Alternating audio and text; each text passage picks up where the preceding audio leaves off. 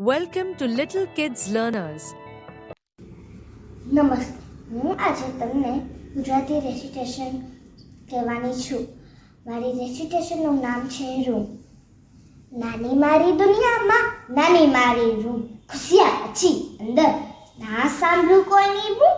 C વાગને રૂમમાં છે રમકડાના હાથી, કાલું કાલું બોરે મારા સુખના એ સાથી. પિંક છે પથારી ને રૂમમાં રાતી રજાઈ, લાગે સપનામાં તો આંખ જાય ભીંજાઈ. પડદા મારા પૂરા ને દોરી એમાં કેરી, વચ્ચે વચ્ચે લગાવી છે ઊંની નાની ફેરી.